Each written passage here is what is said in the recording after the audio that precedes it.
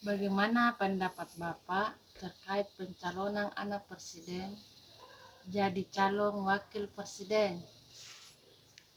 Saya pikir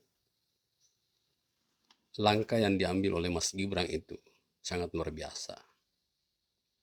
Itulah langkah anak milenial, generasi Z, ya, bahwa dia berani maju.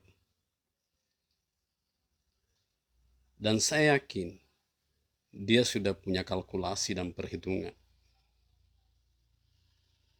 untuk mengambil posisi itu. Jadi menurut saya, tidak ada salahnya Mas Gibran menjadi calon wakil presiden buat Prabowo Subianto. Karena dia juga adalah warga negara. Sementara kita tahu bersama bahwa setiap warga negara berhak untuk dipilih dan memilih. Ya, untuk memilih ya oke lah, semua orang bisa memilih. Tetapi dipilih ini, nah Mas Gibran ini kan punya peluang, punya kesempatan. Yang pertama, partai mendukungnya cukup, ya, sesuai dengan persyaratan. Dalam undang-undang peraturan juga dengan adanya keputusan Mahkamah Konstitusi juga bersyarat. Terus apanya yang dipermasalahkan? Padahal kita tahu bersama bahwa menurut para motivator, ya motivator yang hebat-hebat itu yang luar biasa, bahwa ketika ada kesempatan, ketika ada peluang, ambil. Jangan sia-siakan. Dan itulah yang diambil oleh Mas Gibran. Dia punya peluang, dia punya kesempatan. Ya ambil aja. Ya, di mana salahnya ketika dia mengambil kesempatan dan peluang itu? Ya, saya kira saya malah sangat setuju dengan langkah Mas Gibran ini. Menurut para motivator juga yang hebat-hebat itu, ya ketika mengambil sebuah kebijakan atau mengambil sebuah keputusan, tentu akan ada pro dan kontra. Nah, tugas Mas Gibran adalah tutup saja telinga Mas Gibran atas orang-orang yang kontra. Toh pada akhirnya nanti yang memilih adalah rakyat. Ya, berapa orang sih itu yang mengkritisi? Paling segelintir orang. Persoalan politik dinasti, ya, yang orang gembar-gemborkan itu. Ya,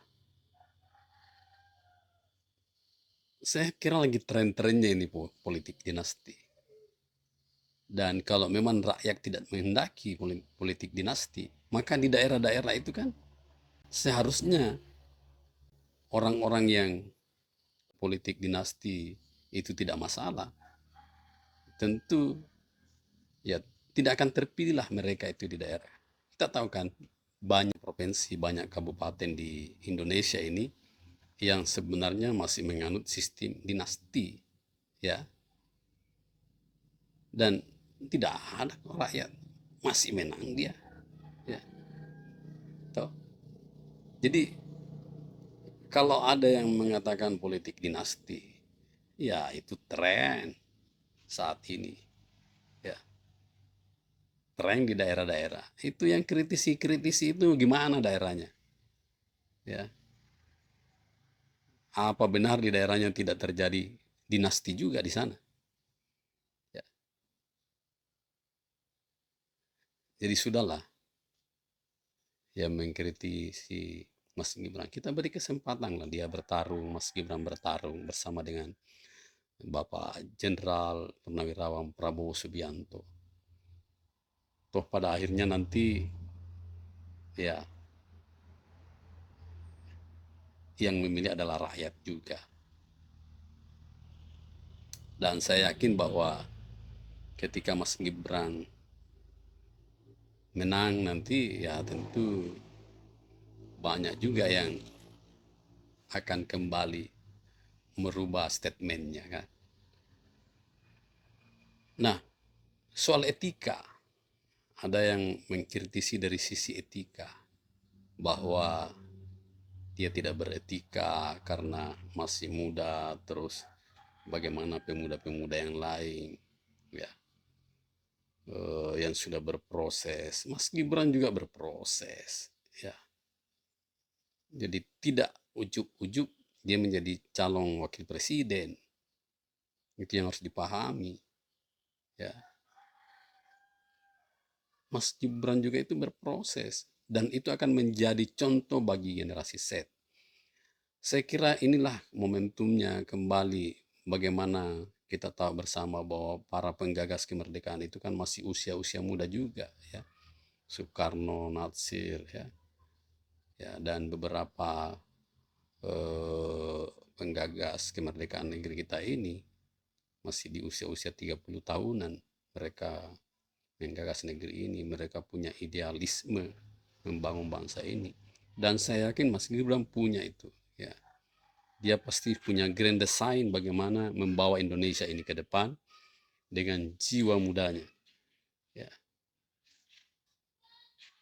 Jadi teruslah maju Mas Gibran, tidak usah ragu, tidak usah dengar ya analisis-analisis politik yang terlalu sembraut kayaknya ini ya. Ya, ada yang bilang yang itu AHY dengan Puan Maharani dia juga anak presiden, tapi karena dia ya beda zaman lah ya. Dan saya kira beda keberanian juga ya. Seandainya PDIP itu percaya diri bahwa dia didukung oleh rakyat, maka seharusnya kan Puan Maharani yang maju sebagai calon presiden. Tapi saya yakin bahwa PDIP juga kan masih menganut paham bahwa tidak serta-merta partai itu didukung oleh rakyat, tapi membutuhkan figur yang punya elektabilitas. Ya, makanya PDIP tidak berani mencalonkan Puan Maharani. Ya. Pak SBY misalnya ketika dia berganti pada saat itu.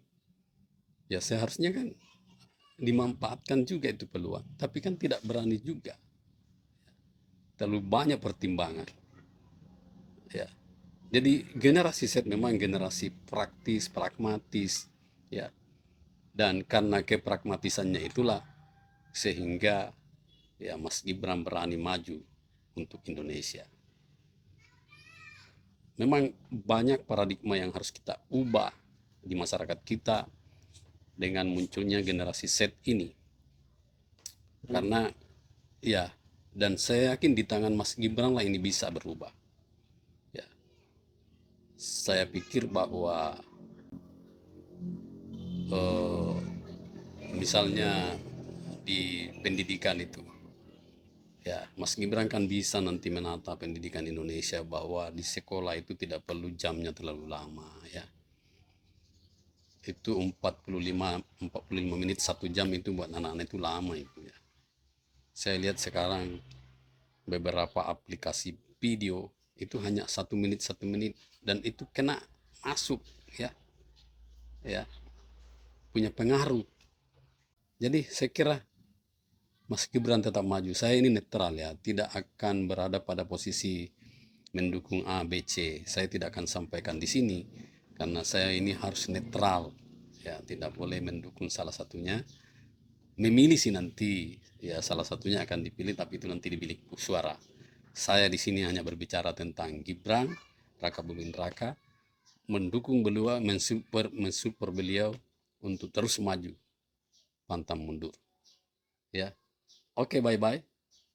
Salam Nusantara.